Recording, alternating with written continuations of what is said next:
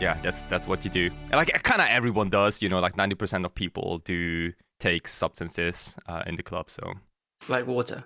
You like water? Yeah, that's the best one. Water and gummy bears. Like infused gummy bears. Yeah, that's very popular. Of course.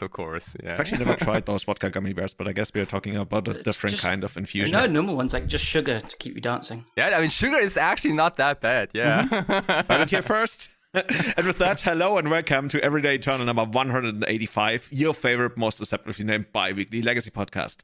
If you want to support the running of the show directly, you can support us on patreon.com/everydayeternal. Guys, I keep saying this is the very first, I think it's the most popular first word of every episode. Guys, I recently put 15 of our last episodes into some AI analysis thing that actually allegedly listened to everything and then gave me a summary of our podcast and was scarily accurate. And I made it produce a 5-minute segment of conversation on the podcast. Unfortunately, it could only do 2 people, and I also didn't put it through like actually mimicking voices. So why don't we just say we killed Kai and it's me and you left, and we just AI every time? I could give it some instructions, and I gave it the instructions of me and Callum having a conversation about Kai taking over magic and how that would change magic. And it was actually kind of weird because it's just Rugdale versus Ant forever. Dude. I could do this for weeks. Yeah. It ended up being like a little bit of a bigger picture thing, like how Kai would like influence artwork and everything, because apparently it also caught up to Kai like doing art and stuff. But it was weird. Like you could tell it was like an AI conversation, mostly because people were so polite. I mean, like the one thing that stood out to me. I mean, this is like 2025, right? But like, yeah, let's look back in 2030 maybe, and I'm actually kind of scared of AI at this point. I think if you paid for one of the other services, you could actually get something that's really usable and close to real. And I'm still tempted to, if it's just like, I think it was $11, I almost want to try it out just for the fun of it to see which kind of like 5-minute conversation would produce between us. And then somebody's going to use it against us. So maybe not. Do you get to the bit where Kai has too many German gummy bears? Maybe if you keep talking about it, maybe it's going to bring that one up on the next episodes. We will see. Maybe I'm also going to bring it to like paper tournaments, and I'm going to secretly record our conversations. I remember. Why even exist anymore? Yeah, there was one guide how to completely automate a podcast. Like you would take a podcast, they would listen to all of the previous episodes, then they would produce a script. Then there was another service that automated the production of the audio, and it's doing a great job this episode. And this is where like the big reveal comes in, right? The first 3 minutes have been all scripted. Hey, by the way, now it's the real ones. That's great. Yeah. We should do it. Noticed? Do you think people actually noticed that the first 3 minutes were actually fake? I don't think they did. I mean, let us know in the comments if you want. Yeah, if you haven't noticed, the first 3 minutes on this podcast were also automated. I want to hear. I want to hear on Discord what do you guys think about it, because this is actually the 3 minutes is where it breaks off. Like, at that point, you actually have to pay. No, seriously, I loved that. Absolutely loved that. And we have a different topic today, because as I was thinking about what we could talk about today, I was like mulling over a couple of things, and then I recently listened to an episode, I think it was Eternal Durdles, where they talked about control and why control is actually absent from Legacy these days. And me, as one of the biggest proponents of the control archetype in Legacy, I had to touch on that. They already talked about that in January, I believe, like a month ago or something, but I feel like it's big enough of a thing, and I want to say control is maybe one of the most popular archetypes. I can't even say, like, I want to say in Legacy, there are people whose identity is I'm a control player, and then there are some people who are like, I'm a combo player. And I think the ones who play aggro control, they just want to win. They're like, I'm a winning player. Is that the best way to put it? Delver grinder barnacle turds is the correct thing, I think. But control is super popular. It's not just the people that identify as a control player, but you're right. I think more than any other kind of archetype or saga archetype or whatever, they'll be like, yeah, I play control. This is what I do. And then they always just gravitate to, they'll be playing Beans now, Jeskai control before, Miracles before, and like Bug Standstill before that, whatever. And it's just how they enjoy playing the game. What is cool about that? Like, what is the allure of playing control in Legacy? Before we like get onto all the scientific details, I think to be harsh, but also kind of realistic. A lot of people think playing control is hard, and it makes you feel a bit smart about it. But to be nice about it, it does have a lot of interesting decisions in games. You generally play more turns, play longer games. If you enjoy playing Legacy, you will enjoy playing Control more because you'll play more Legacy generally. So that's kind of how I feel in a broad, very, very broad sweeping spectrum about it. Yeah, it's like, I think Control is like the opposite of like these like jamming decks, like the opposite of Ancient Tomb stuff, and like where people just like jam random stuff on the table and then hope that something sticks and hopefully it wins the game. But Control players are like, it like the typical mood is like draw go, right? Like that phrase. And I've almost never seen a Magic player who started Magic by playing a Control deck, I think. Is that so? I don't think so. Like, did you know someone who started with Control? It's just so unintuitive, I think, because you don't even know what to control, right? That's the thing, though, right? You mentioned how the opposite of a Control deck is just like jamming and hoping it sticks. I feel like for a lot of Control players, not only when they start out, but even like further down their career, they also have the same mentality, just from the other side. They just jam the answer and hope that it was the right thing to do, right? And that gets exploited by aggressive players a lot when they run out like the weaker stuff first and like force you or give you opportunities to make bad trades, right? You trade here Swords to Plowshares for a creature you could deal with in another way, but then your other answer doesn't line up with what they play later on, something like that, right? Because you want to just like play a big creature and stonewall them and get like virtual card advantage, but you can't do that if you use your Swords to Plowshares on their one creature that is even bigger than your creature. You get the idea, right? I think a lot of Control players have that same attitude of just like, oh, I want to constantly answer, and always be quote unquote in control. Just like how, of course, the Stone Age aggressive mindset is, I just want to play every single creature every turn as hard as I can and push as quickly as I can, which sometimes is right. I was about to say, what's wrong with that? Yeah. No, I want to say like a lot of, when I started out, Control was by far the most popular archetype in Munich. When I started playing Legacy in around 2006 or something, 2007, like everybody was playing Blue-White Landstill. Like it was so popular you can't imagine. Like I thought like Blue-White Landstill was the deck of the format, and then I looked at the first GP results and just like aggro control, like Canadian and like Band, Threshold, and all the kind of Mystic Enforcer stuff. Like where are like the Mishra's factories and that kind of stuff? And yeah, turns out Mystic Enforcer is just better. Yeah, and I keep telling the story, right? How I asked people at my local store, like, what is good against Landstill, and they said High Tide, and like it completely blew my mind because Landstill has 4 Force of Wills, and even sometimes like up to 4 counter spells. Like, how could they ever lose to a control deck, to a combo deck? And yeah, this is one of those. Maybe you're gonna do a level up episode in the future, because this, I want to say, might have been the first time my mind was blown on a strategic level as a player. And of course, it happened several times later on, and you improve once you like realize. I'd love to do that, because I had a similar thing where when I was just brand new to Legacy as well, obviously of a later date than you, I borrowed a friend's, I think it was Ant or some kind of Storm deck. And then I was playing against someone on Food Chain, and this is like my second game of Legacy like ever. I was brand new, and then I had like a combo turn. I had a win, and I could go for it, probably with minimal risk as well. But then I just didn't go for it. And then my friend is looking at me like, "What are you doing? Why are you not trying to win?" And I was like, "Yeah, but I can't play around Force of Will." And he's like, "Okay, it was a deck that didn't have duress, so it was something else." But he was just like, "The way you beat Force of Will is to kill them twice." And I was like, "Oh my god, yes!" And that was the level up. It's like you kill them once and they Force of Will it, and then you kill them a second time. And that is a very, very basic but simple thing of like it was a huge level up for me. Being like, I think you can even take something away from your personal life, right? In some way, at least for me. Like when you realize it's not getting better, you have to try, and the longer you keep like delaying the decision, the worse it gets for you. It's kind of similar to like throwing shit against the wall. Eventually, it kind sticks. Of, yeah. Oh man, like that. Doesn't Kai do that for a living? Yeah.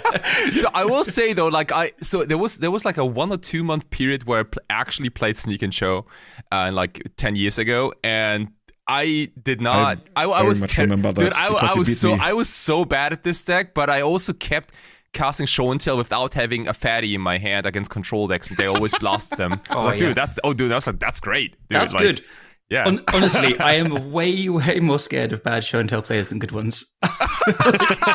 Seriously, I don't know. Yeah, we have one in the cast. Yeah, they're just gonna play Ancient Tomb, Lotus Petal, someone Show and Tell against you. And it's just like, my goodness, dude! Like the God Hand. Yeah, but they won't have to Force a Will. But like you'll have like a Scalding Tarn up and you're playing Flusterstorm and Red Blast and Force of Will in your deck, and they just jam and they just kill you because there's no respect. It's with a hardcast sneak attack on the first turn. You sit there with your Flusterstorms and your Red Blast, and you're like, dude, seriously, why do you have the two Lotus Petals? Dude, like sneak attacks, it's so hard to counter. Like Show and Tell is just one of the easiest spells to counter, I think, in all of Legacy. But like the card sneak attack, dude, that card is like the scariest of them all, I think.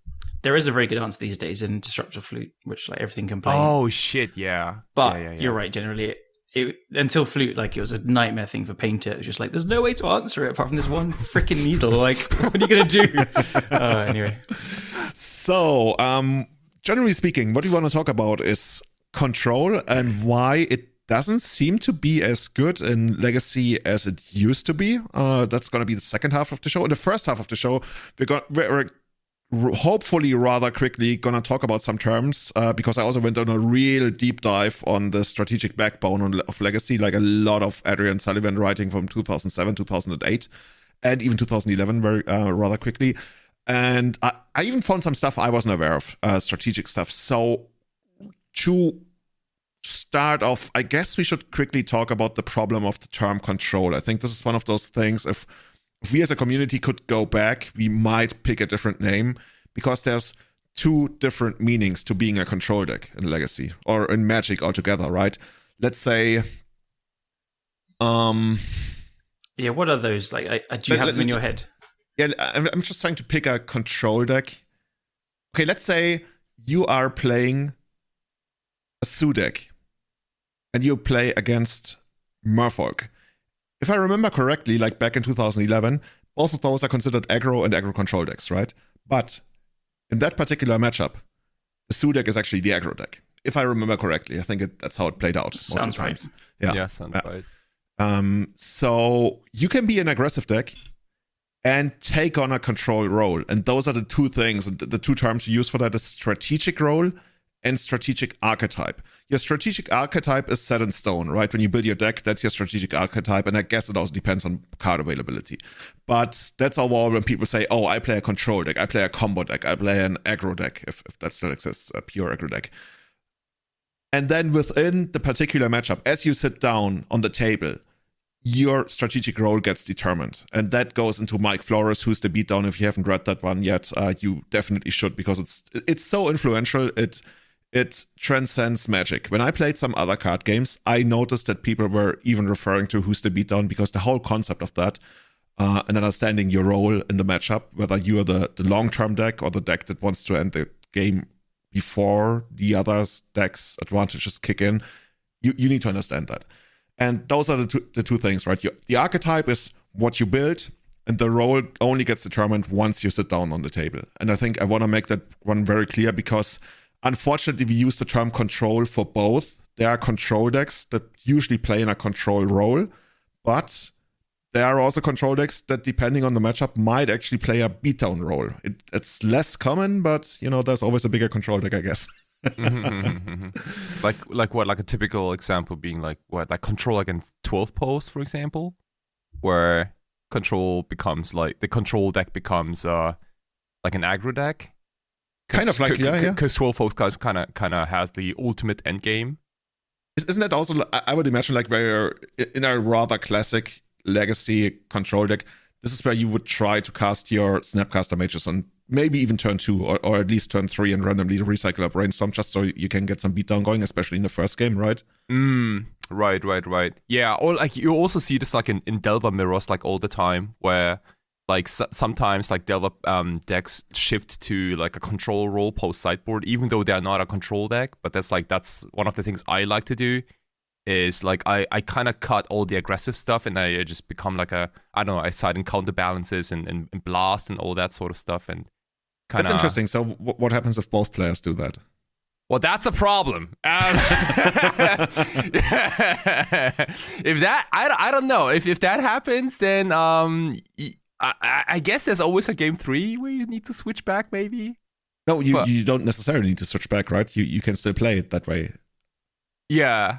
I mean, if you determine that that's how you go, but that's already a corner case of that whole theory. But like, imagine if you play the Delver Mirror and in game 3 you say like, I'm I'd like to be on the draw, in a Delver mirror.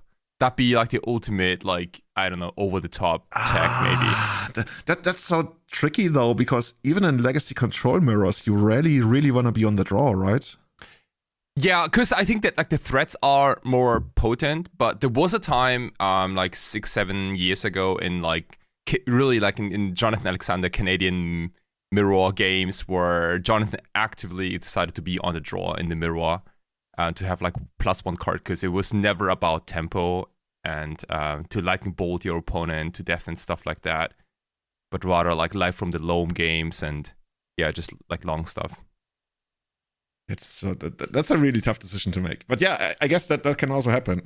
I think that the whole concept of the strategic role doesn't apply as much in a mirror match, because I mean, you brought up a good example, right, where you are aware of the different roles you can take and then you sideboard accordingly, and if your opponent doesn't necessarily sideboard in the same intensity into that direction, then yes, you realized, okay, you are the control deck and the opponent might not be it, and you might even be able to tell as soon as they play a Delver, because you feel like, oh, so the opponent didn't side out that Delver. So I guess you get some additional strategic information, because you having sided out the Delver doesn't ever become apparent until like way later in the game.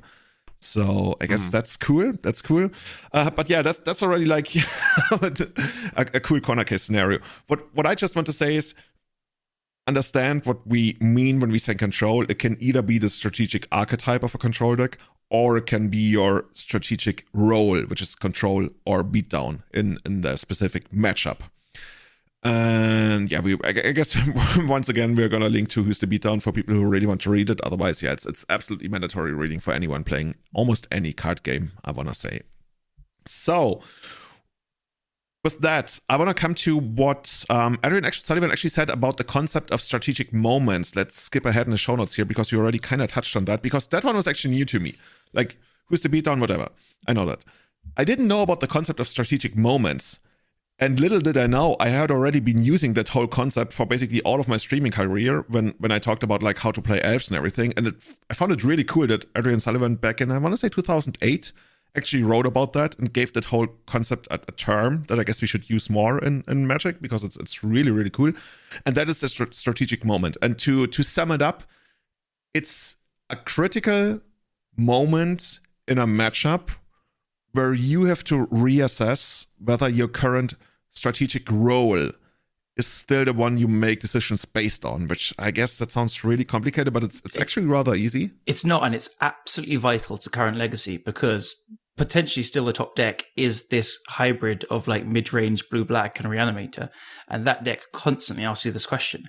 You're going to try and play this, maybe you're a slower interactive deck and you've got some removal for their Doughty Voidwalker, Bowmasters, maybe they reanimate a troll, and the moment they put an Entomb on the stack, that's where they trend into this like combo archetype, and you need to then answer it in a different way, or you need to speed up your combo or your clock or something. It happens to me very often as Painter, just to give an example, is I'm trying to play this slow game, play just mountains and interact with pyroblasts and bolts and whatever.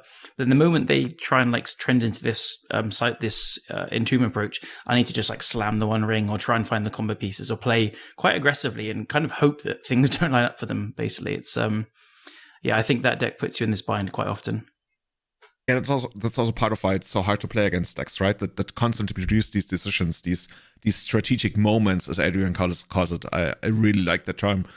And he also touches on how when you constantly feel like your opponent's putting you into strategic moments where it feels like the more appealing outcome is the one perpendicular to what your deck was initially constructed to do, then in the long run, that's probably gonna be bad for you. And and I feel like on an even more meta level, your opponent might actually be outplaying you. I usually hate that term because it's usually very tactical, but in that case, I feel it's actually a strategic way to outplay someone, where you constantly make them think that they're making a good decision because they feel they came out ahead tactically, but you're walking them down the path of like committing to a strategy that's not what the deck is supposed to do. And to give you a practical example, because this is a lot of blah blah coming out of my mouth right now, Adrian has a really good example there. Let's say you're playing Merfolk, basically Merfolk in any kind of format. I think he was talking about Modern at the time. I'm not sure. Actually, Modern didn't exist in 2008. So anyway, the concept of Murphox transcends the ages. There's an empty board. The game has been going on for a couple of turns, and you haven't committed anything to the board, and you're playing against a control deck. You got some counter spells or something. You got some of your controlling elements in your hand because you're an aggro control deck, but you haven't really committed anything to the board. And then at some point, your opponent casts something. I think he talked about casting an Una. Oh, yeah, okay, he talked about Standard. He talked about 2007-8 Standard, I believe. Anyway, and you counter that. You might think, okay, that's good. But what's actually happening is another turn has passed with you committing something to the board, with you doing something. And as the game goes on, you think you're making progress by halting your opponent's progress, but that's not what your deck is designed to do. And the longer the game goes with you not taking advantage of your tempo capabilities, right? The ones associated with aggro control, the more your opponent wants to keep you in that state, and the more the opponent might actually be inclined to like put the fear into you of, oh, I have to keep my control elements available, I can't commit to the board. But the more lands at the board, and the more, the end game kicks in, the more the strategic inevitability of the opponent kicks in. And you might feel like, hey, nothing bad actually really happened to me. Why did I lose the game? And this is like a series of strategic moments where you might have had the option to, commit something to the board or do something else that fits your role. But because the way that the game dynamics played out, you never really got to that moment. And I feel like, I don't know, I feel like this happens a lot in Legacy as well at times, where let's say you're playing an aggro control deck, once again, like any kind of Delver deck almost over the last X years. If you're playing against a mid-range deck, or even like a control-ish deck, if you don't commit anything early to the board and you instead find yourself in positions where you try to stop the opponent from, landing a planeswalker or doing this or that or advancing the board, yeah, that's cool, but the more lands on the board, the more dead your cards become, and it kind of fizzles out, right? This is one of those games where like you play your first creature on turn 5 or 4, and then it dies, and then it takes another 2 turns until you land a creature. And yes, there are games where this is how it plays out, and I guess we keep going back to like Canadian post-board 2016 against Miracles, but those are rare examples, and also, I guess, not really something that happens a lot in Legacy. But yeah, this is the whole concept of strategic moments and how not being aware of them, and especially if they reoccur throughout over several turns, how it walks you down the wrong road, even though you didn't really fall behind, you feel. But yeah, you also didn't make progress, and your window for progress runs out rather quickly compared to the control deck.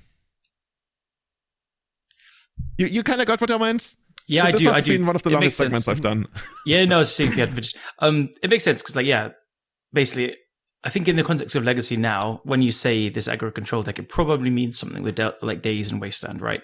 And so the longer the game goes on, their power just drops off dramatically. So this is like a very clear example of how it translates to Legacy. Yeah. So, and if you're playing against like a deck with Up the Beanstalk, like the longer the game goes on, the more cards they're going to draw, the more land drops they make, the more they can cast their big powerful spells that go over the top. It's a classic thing of a deck going bigger and over the top, and they don't need to take this, even if your hand is full of all this reaction, it's terrible to force a will and Uro against control, really, if you're a Delver deck, because although you need to, because the Uro is going to gain life, draw cards, pull ahead, you really want to be using that on a removal spell to get your creatures over the line or something. Is probably the strategic moment. Yeah. I also want to make it clear, the Delver or aggro control against mid-range or control example is the most obvious one that comes to mind. But this doesn't necessarily apply to only decks that play, let's say, tempo-based cards. Mm-hmm. This also applies to, let's say, an aggro deck against a mid-range deck. The mid-range deck might feel it's opportune to play a big creature at a certain point to stonewall the opponent's creatures instead of, just like trading 1-for-1, removing them.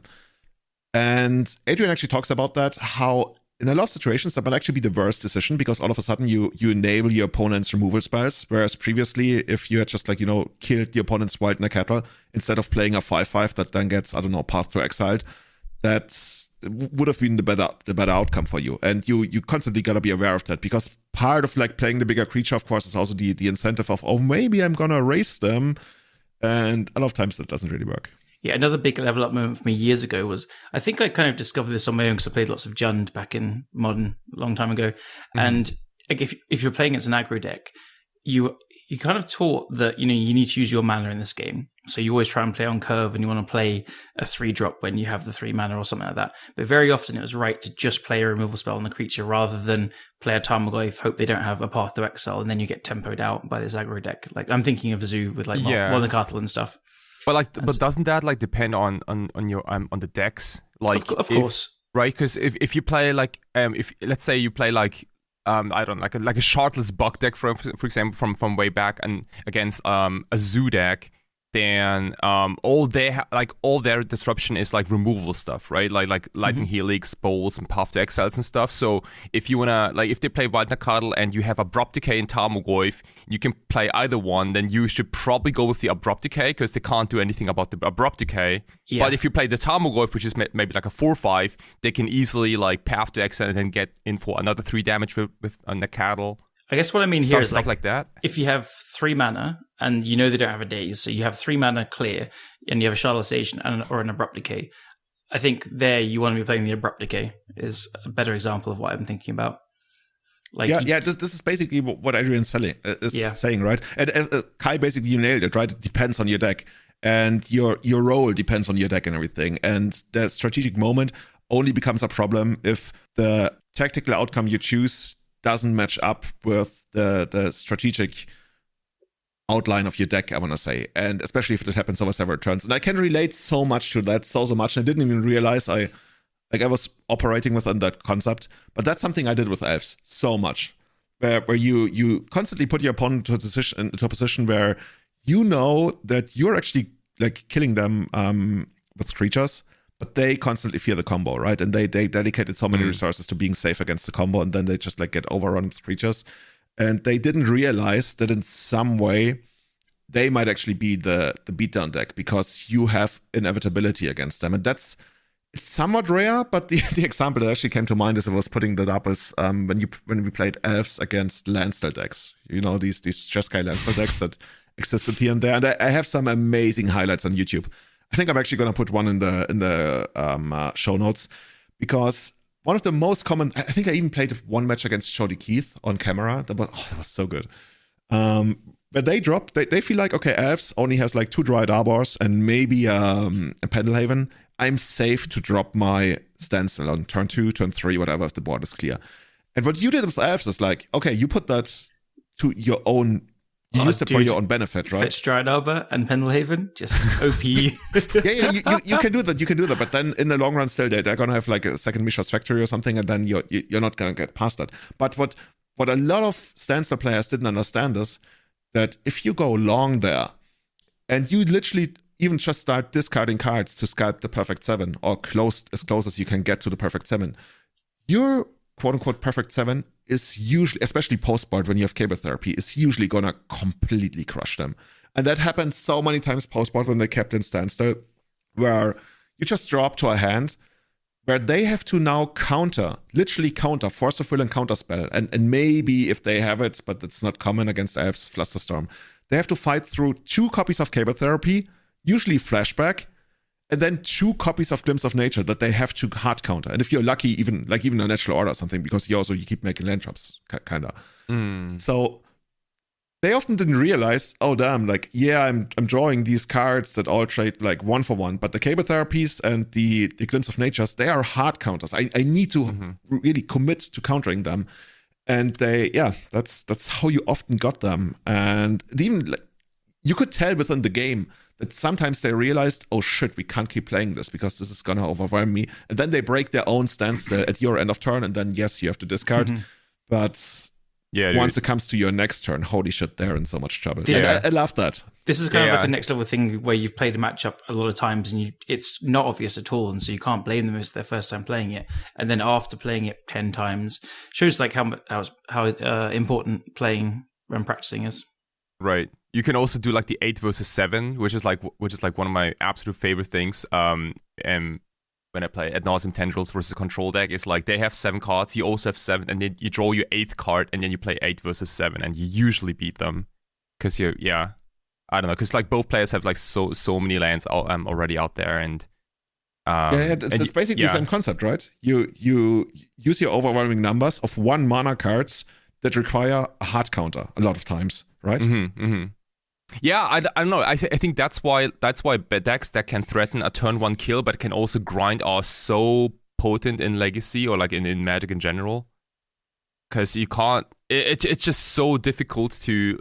Let's just take the example of Ad Nauseam Tendrils, right? Like it's just so difficult to find your role against Ad Nauseam Tendrils because they can blitz you on turn 1, but they can also like grind as crazy till like turn 6, 7, 8. I guess that's also part of why Ad Nauseam Tendrils against Miracles was such an amazing matchup in 2016. Oh man, dude, I love it so much. Good. It was like chess, kind of. Close, yeah, pretty close to it. Kai, if you ever fancy, I'll play Miracles against your Magic Online with those lists. Dude, we should do this maybe like a flashback challenge or something. I don't know. Francis and I played so Charlotte against Miracles a bunch of times just for fun. We streamed it. Oh yeah, dude. Yeah, let's do it. I remember like playing Snapcasters out, just going like a turn 2 brainstorm to then you can go Snapcaster brainstorm turn 3, and then. I know it's a good exchange here, but like I was annoyed when it gets abrupt decayed because like that's my clock. And Miracles did feel like the beatdown, like, and had this crazy inevitability. Yeah. So shit, one more thing. I think so throughout my whole Ad Nauseam Tendrils career, I think this is like I never told any of my Miracle friends, but I think everyone took out all the Entreaty Angels, like both the Entreaty Angels against Ad Nauseam Tendrils. No. And I thought for the longest time, this was like probably like the biggest mistake that they can possibly do because all of a sudden, like they don't have any threats. Like their threats are Snapcasters and Jace, the Mind Sculptors. And they don't do anything. Like technically, they don't really do anything. No, I would try and if I find one early, if you can go just spin top, make 1 angel turn 3, it's brilliant. Or turn 4, or like 2. I don't know, like end of turn flip top, make 4 angels on turn 4 or 5, maybe. I don't know, Yeah, no, totally. Gotta be creative. Yeah. Turn like 4 be the 2 angels. Yeah. Because all of a sudden, then you as a Storm player becomes the control deck, and you need to abrupt decay those angels, Yeah, and that's a terrible spot. Yeah. I don't know. But also, if you don't have the decays, you have to play into the counter magic then and hope it works. Yeah. Yeah, no, I'd never. Dude, I love this so much. This was such a cool moment, like in like Legacy history. When Miracles didn't really play Vendilion Click anymore, right? Vendilion Click was only really a thing in the very beginning. Yeah, the list then were like 2 Jace, 2 Snapcaster, 2 Entreat was kind of stock. Yeah. Because I feel like when you had Vendilion Click available, I would be more inclined to maybe side out some Entreats, but that could be wrong. I think especially when you don't have Vendilion available, then I very much see what you're saying. Or if you have Venser Caracas. Oh, dude. Holy smokes. Venser Caracas, either Swan Canonist. Let's go. Oh, yeah. Unbeatable. The hard lock. It's the hard lock. Oh, then they abrupt decay it, but yeah. Oh, no, Vince bounces it. Sorry, yeah, you're right. It's a hard lock. Oh, God. And you cast it off Mystic Gate, I assume. As you do. And you also use your Arrhythmias on the sideboard to fix your mana base. That's how you did it. That was good. Don't. Yeah, sure. I remember when Miracles players started having that competition of who can put the most useless cards in a sideboard, and people started putting like Dwarven Pony as the 15th card, which it's just like I don't need 15 sideboard cards like Huma in that famous Simpsons episode where he just like wastes a bowling ball. Anyway, dude, I've got a big flex, a Legacy Challenge 9th place with Richard and Brigid in my sideboard. That's anyway, carry on. That's a topic for another episode, I want to say. Yeah. Something I want to quickly touch on before we talk about Miracles thankfully not, in Control in the current day, is Adrian also brought up a really important thing that I think is not always talked about enough, and that is the distinction between an aggro control deck and a mid-range deck. Because I initially thought, who would ever think that? That's just like, it's so clear that those two decks are totally different. But then he brought up some examples, especially on coverage, when Randy Buehler and other commentators, they called decks aggro control decks that were actually mid-range decks. And the reason this is important is because traditionally, we usually say that control decks are rather advantaged against mid-range decks. I mean, everything we say about like this deck or this archetype being advantaged against that archetype, it's heavily customizable, right? And you can build a mid-range deck that probably like destroys most control decks, unless the control deck also like tries to win just as much post-sideboard. But overall, like the whole matrix of matchups, it's usually kind of accepted that the control deck is favored against a mid-range deck, whereas an aggro control deck is really favored against a traditional control deck. So if you're an aggro deck and you feel like, I want to become better against against a control deck, what do I do?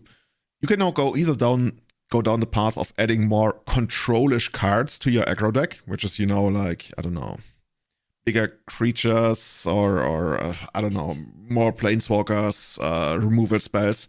Or you can go down the aggro control path, which is adding more control elements. And that's interesting to me because Adrian specifically talks about how aggro control, unlike mid-range, relies on counter spells. And I think it's something we kind of all think, but we don't really say that way because technically it doesn't really need to be counter spells.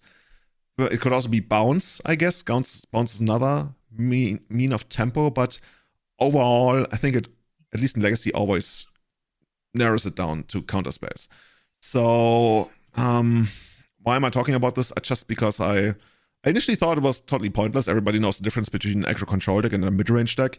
But he really brings it up how if you want to turn your aggro deck into a control deck and make it better against control, you need to add counter magic or other means of tempo, not quote-unquote control-ish cards like, I don't know, he talked about Pernicious Steed, Spirit Monger, that kind of stuff. That's the mid-range approach. And I think it's very clear. And even today, I think people sometimes misuse that whole idea of, oh, this is an aggro control deck. Anyway, yeah, no, I think I got you. Like if if we put it in actual decks, right? I'm just gonna use the, let's say like Miracle example as the control deck, and then like Shardless Buck or like a Junt deck as the mid-range deck, and then let's say like Canadian Threshold as the aggro control deck, right? Where you can stick a Nimble Mongoose and have like, I don't know, trillions of spell snares and Flusterstorms and Dazes up, and you kind of ride that to victory. But like if you want to cast like Bloodbraid Elves into Tarmogoyf and your opponent has, I don't know, like your control player plays like, I don't know, just one or two Swords of Plowshares, and like they trade up on mana, and it's just so easy to answer these like clunky mid-range threats because the mid-range decks also can't really fight back because they only have like maybe 4 Force of Will and like almost close to 0 pitch cards maybe. But the thing is, like, control usually goes over the top of mid-range, right? They both play a similar game tempo-wise. Whereas if you're going down the opposite path, if you try to become more of an aggro control deck, then you all of a sudden you get to make use of that resource that is tempo. Whereas mid-range deck eventually still tries to do the same. Like, they know they're gonna lose in the long run, but they can't emphasize that as much anymore. And an interesting example to me is when you guys remember Checkpile, right? Checkpile originated out of the 4-color Delver decks, Castlevania, Burg, whatever you want to call them, when Thomas Schmar removed the Delvers and just like went much more mid-range. That's a very conscious choice of going down the mid-range path and not the aggro control path. Because if you were to walk down the aggro control path, you'd keep in the Delvers and you probably add some more, control elements. And I don't know, I guess you already had Dazes, more bounce spells, what have you, like any kind of like tempo thing.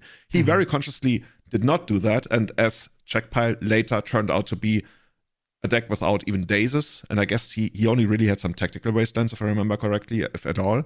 That's the path where you consciously walk down the mid-range path. And of course, that puts you ahead of the aggro control decks in some way, but you lose out to the control decks. But I remember, it actually makes a lot of sense, right? Because back then, when Top had been banned, I think that was when Checkpile came up. And all of a sudden, there was no big control deck to go over the top of your mid-range deck, so being a mid-range deck was a lot more appealing. Yeah, I don't remember there being a control deck that kind of outmuscled it there. It just was the premier kind of, I know it wasn't a control deck, it was mid-range, but it was the premier like deck playing control in the format at the time. Playing the control strategic role, I guess, in a lot of matchups. Exactly. No, it's true. It's true. I didn't think of it like that. Yeah. But it would just like had the inevitability of the Snapcaster, K command loops and stuff. Yeah, I just really wanted to touch on that because I think I had kind of internalized that, but I rarely ever saw it spoken about. And I guess it just helps to be aware of that you have these two avenues to walk down and to like emphasize in your deck. And a lot of that depends on how big and important control decks are in the metagame. And I guess that also lays some of the groundwork of what we're going to talk about in a moment. It is good to hear all these things, because before we started press record with this, I said, like, I've generally just played off vibes and I don't think about these strategic levels very much. And I realize that whenever I hear about them or talk about them people, I realize that I've internalized them without realizing how or what they are exactly. So just hearing it and talking them out now just helps you, probably going to help with deck building and stuff. It's if you just try and think about it, you know, is your deck in a position to make these strategic decisions mid-game against this or that kind of other sub-archetypes and stuff? And do you want to be in that position to do it and things? Like, so, yeah, it's very interesting to hear it out, like just talked about. Yeah, cool. So, coming back to what we actually wanted to talk about, guys, the fuck is going on with control? Like, I never thought I was gonna say that, but why is there no control in Legacy? Not that I complain about it, and you guys know that I think control is not viable in Eternal format. Like, you've got your wish now. I kind of got my wish now, yeah, but I notice at least that people complain about that, and that people miss control in Legacy. So first of all, is there really a lot, like, what fewer control decks in Legacy? Like, what's going on? What's the state of it? I've played a lot more recently and got smashed. Thank you for that. But I guess pleasure. You guys have been playing even more. So what's the state of control, first of all? I guess that's the most important thing. What's the state of control in Legacy right now? I'll give a quick rundown of what I think, and then Kai can jump in, because I feel a bit out of touch with this, so I could be wrong. And if you're a control player and you're just ready to hear all the grievances, I haven't been playing control for a long time. But basically, you see Beanstalk decks. I think Beanstalk is really the way people are playing control. There's also Jeskai with like the oops all 3-drop planeswalkers and stuff. But outside of those two, there just isn't a control deck, and neither of them feel particularly good.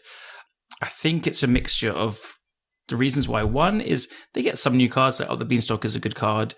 Leyline Binding was like another kind of good card to help with it, but they haven't really got new cards. I don't think you can get much better than Force of Will and Source of Plowshares. So strategically, it's just fallen behind with the rest of the format, while more and more cards that are good with Ancient Tomb have been printed.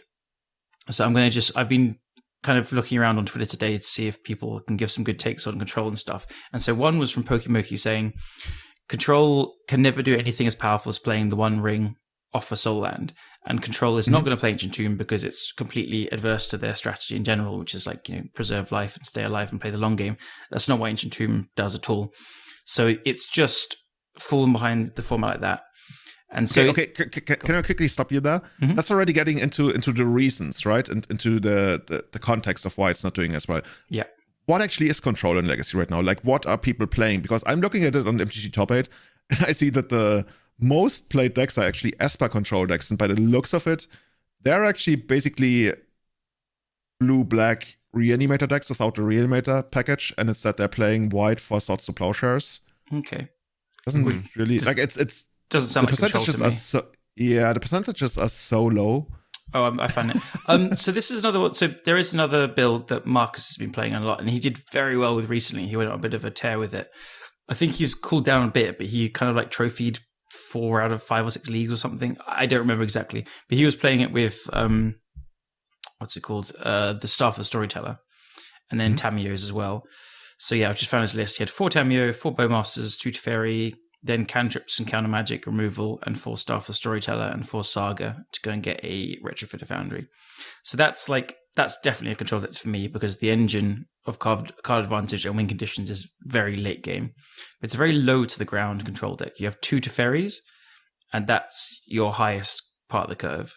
It's very low to the ground control. So there's that, which I think it's better than the Bean decks to me. I think it's better than the Jeskai decks. So that is one route to do it. You've got James Casal always playing Grixis control. No one else seems to make it work. Otherwise it's just, I'm scrolling through Goldfish as well now, just seeing and picking it out, but there's just not much else, right? Yeah. I just like earlier I saw a sweet tweet from Anurag Das on Twitter, aka X, and he said like one of the coolest parts about playing modern Underworld Breach for me was today's cross-format discovery of how good Malevolent Rumble is in Legacy control decks, And I had to look up this card because I didn't know what this was, but like really? it's like it's a green 2-mana common sorcery, I think, from the Modern Horizons set, and it kind of digs through the top 4 cards. You can keep a permanent card. You can put a permanent card into your hand, and the rest goes in the graveyard. But more importantly, you also make an Eldrazi spawn, right? So, and the reason why Anorexia at this card is actually playable in Legacy Control deck is because it's card selection, but you also ramp at the same time.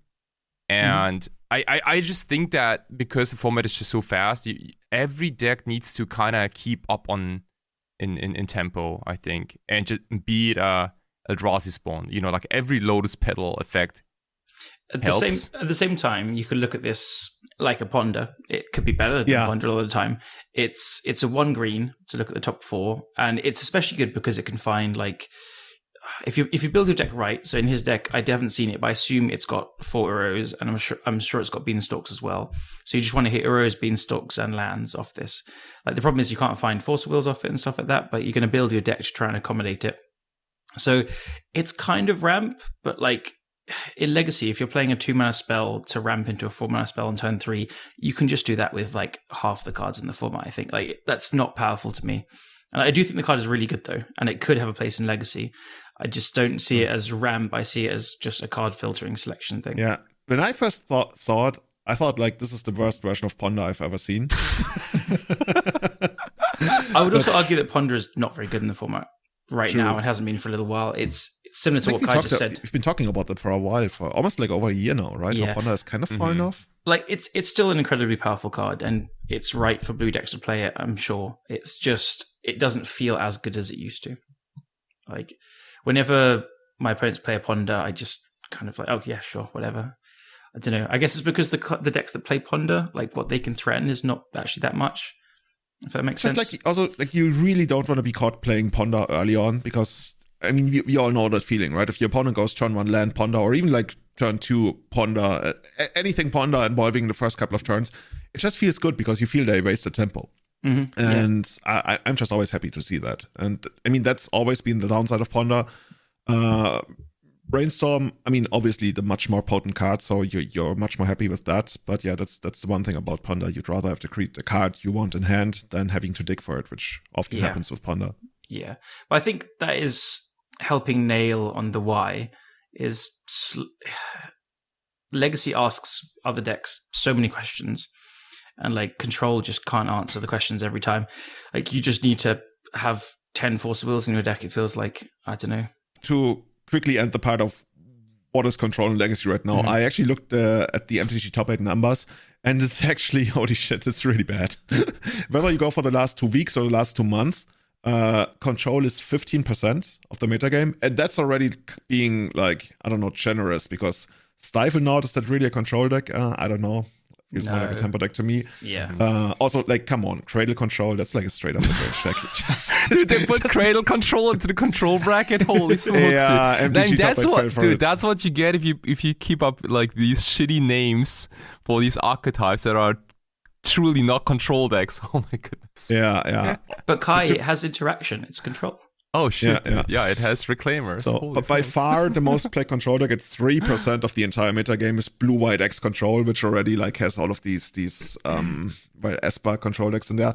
Callum, you talked about the. I think half of that is Marcus, by the way. So, so Marcus is the 15% of Legacy.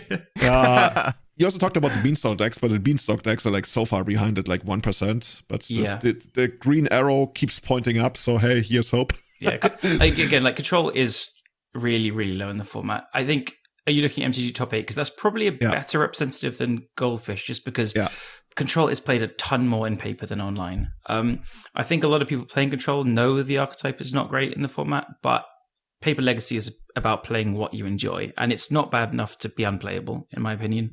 Far from it, in fact. It's a big trap. That's what we call a trap. Yeah. It's not bad enough to not play it, but when you do play it, it's not actually good.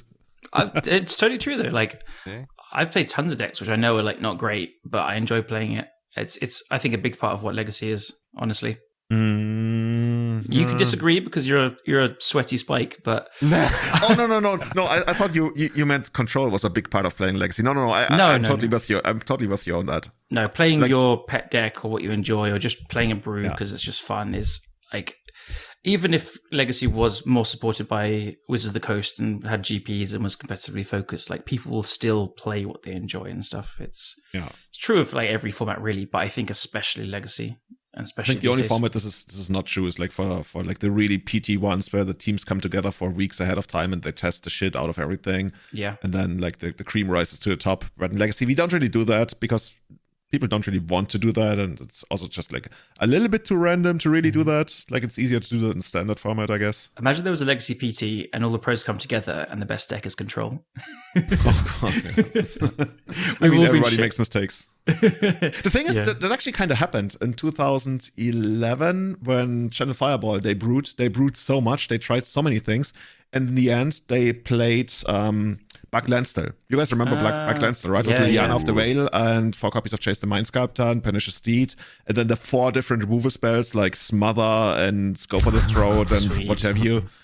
And this is kind of what happened, but also it only happened because during one of the last days, PV just said, why don't we just like play Lansdale and smash everybody? And then that's, That's simple. That's the story of that. But yeah, I even played that deck back then. Dude, I played my fair share of control now looking back. I mean, you gotta start somewhere. You helped make miracles, man. You're part of the bad thing. Yeah, I was actually one of the most active players in the Miracles thread. That's true. That's when we still called the deck Terminator. That's just like the most cringy name ever. Miracles is just such a better name, I gotta agree. Yeah. But I want to talk about, we already touched on that, why Miracles, or I keep saying Miracles, why control is not as good. You guys, by the way, remember calling that small push right after Top Boss banned, where people actively wanted control decks to just be called Miracles. I remember, I think Mark Vogt played some kind of Grixis control deck, and he always labeled it as Miracles because he and other Miracles players or former Miracles players, they wanted the name to stick around, and they wanted, like how we call an aggro control deck with a lot of disruption. We still call it a fish deck, even if there's no fish in the deck anymore, just because it goes back to the original Merfolk, which used to work that way. And they wanted to make Miracles a general term for control decks, even if there were no Miracles in it. Or like how Affinity usually doesn't have Affinity creatures anymore. And I don't remember that actually, but that sounds really silly.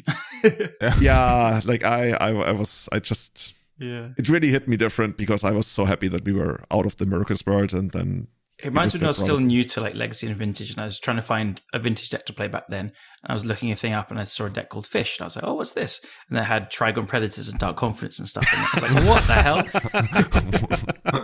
This is a really weird fish. Yeah, that's dude, cool. I love that deck, by the way. One of my favorite Vintage decks. I even like. It was one of the first times I actually started. I think I top 16 up as Half Moxon with that deck. Nice. Yeah. I didn't have power, obviously, and still don't. So I played it powerless at a bunch of little events in London. It was still good. Yeah, one of those decks that you definitely can play powerless. Yeah, sure.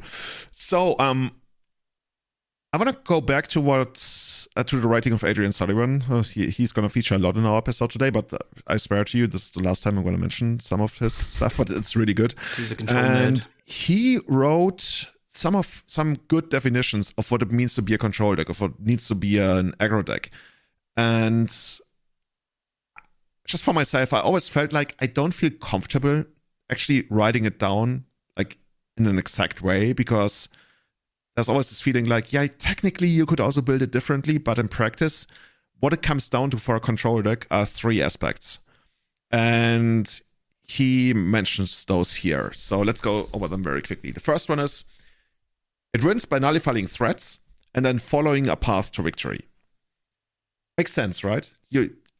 Control decks are usually not occupied with following a path to victory first, as aggro decks, for example, are, or mid-range decks in the aggro role, as we talked about. Mm-hmm. Control players rather sit back, wait, and you already talked about how that's also the allure of playing control, like, come at me, I'm going to answer all of this, I'm going to be a smart one. And I feel like that fits very well. Then the second aspect of a control deck, that I think that's one of the biggest ones that distinguishes it from a mid-range deck, is it focuses on active card advantage, which, for example, he provides the example of Fact or Fiction. I guess that's the most famous active card. Ancestor Recall would be another one.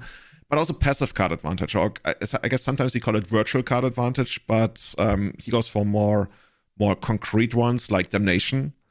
And the passive card advantage only works, and that's the big difference, if your opponent allows for it to work. The problem for the opponent, of course, is they want to allow for it to work because it's their game plan, right? If they don't allow for your passive card advantage to work, it still kind of worked because it wasn't required in the first place. You get what I mean? Yeah, I mean, this is why Control was good against mid-ranges, because mid-range has all these like bad reactive cards and removal spells that then is just ignored. So that's the card advantage. That's why Control pulls ahead, as an example. Yeah. That as well. Yeah, I guess. That's what I think it means with damnation, right? He's basically just like saying anything that requires your opponent to do something first, and then you answer it in a way that's beneficial to you. Mm-hmm. So, for example, I guess the stupidest example I can think of is that there's a counter spell. I don't remember what's it called. 4 mana, counter target creature, draw a card. Oh, yeah. Arcane something, probably. I know what you mean, though. Arcane summoning, or yeah, something like that. But that's a card advantage spell, but it only works if your opponent allows for it to work. But your opponent, of course, is very much inclined to make it work, because what are they going to do? Not cast their creature, right?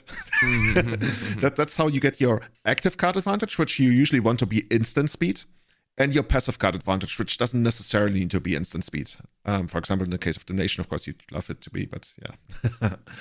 That's the second aspect. The third aspect is just 1-for-1 trades, like Euros, counter spells, Swords to Plowshares. And I think that's one of the most interesting things that differentiates it from aggro control. Aggro control is actually 1-for-1-for-2 trades, right? In the sense of, let's say, pure card advantage, where you trade Force of Will, which is like a 1-for-2 trade, or 2-for-1 trade for the opponent in the opponent's favor. But also in the sense of, let's say, Days, which is just card advantage-wise a 1-for-1 trade. But overall, economy-wise, you might consider it like a trade down, because you lose tempo, and yes, your opponent also loses tempo by casting their creature. I mean, that's why Days is viable in the first place, because there's just like trading on different resources. Mm-hmm. But yeah, that's one of the hallmarks of a control deck as well. You win by nullifying threats and following your path to victory only afterwards. You have your active card advantage, you have your passive card advantage, and you have your 1-for-1 trades. Yeah. And if that's kind of imbalanced in the given matchup, and that's also something I always try to do with Elves, right? I always try to throw off the balance there. I try to like overload the passive card advantage like Terminus, while surgically extracting their 1-for-1 responses, or doing it the other way around. You surgically extract their 1-for-1 responses, Swords to Plowshares, and then, force them into very bad trades in their passive card advantage. Ideally 1-for-1 even, where you Terminus just a single creature because you have Pendelhaven and Wirebird Symbiote and stuff. That's just like... When I read it like that from Adrian, it made so much sense to me, because I keep going back to this. I always think about like control versus aggro, combo, whatever, in the terms of miracles versus elves. And it really first puts it into my head how I was thinking about the matchup, and he puts labels on it, and it makes it easier to talk about. Kai, you wanted to say something. Yeah, I think in general, like it kind of makes sense, right? Like the first rule of like wins by nullifying threats and then following a path to victory is like, if you look at the CMC of all these, like the 1-for-1 responses are usually pretty cheap, right? They're usually like 0 mana, 1 mana, and or like in legacy terms like max 2 mana, I think, right? For counters, removal, Swords to Plowshares, like Dress is an example here too, but like, yeah, I guess Thoughtseize. And the card advantage is usually like what, like Planeswalkers and like mana curve wise, it kind of makes a lot of sense, right? Like you want to keep, even as a control deck, like you want to keep hands with, I don't know, like 2-3 lands maybe, and like a little bit of cheap cantrips, and then like as many answers as possible. Swords to Plowshares is a really nice card to have in your opening hand. Whereas like, I don't know, like the One Ring is kind of terrible to have in your opening hand as a control deck, at least, I think. Like that's a card you want to draw on your third or fourth turn maybe. Mm-hmm. And that's a little bit of the challenge, I think, for a control deck, is like to always keep the same flow of cards in all not drawing the wrong right? half of the deck, you mean?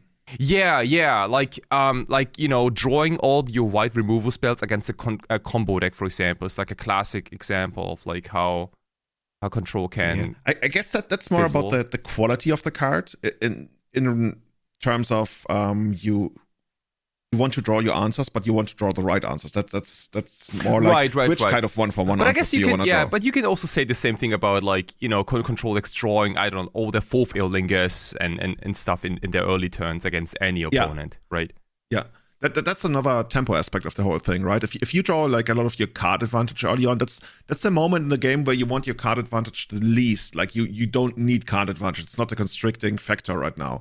You want your 1-for-1 responses early on, and that's very much. I guess if you sub-categorize all of these into not only 1-for-1 responses, but different types of 1-for-1 responses, and also like, I guess, card advantage is already kind of subcategorized. You end up with the problem of like drawing the wrong half of your deck, which especially in the first game has always been a problem for most control decks that rely on this classical distinction of having these different kinds of cards. But in the past, that I guess it's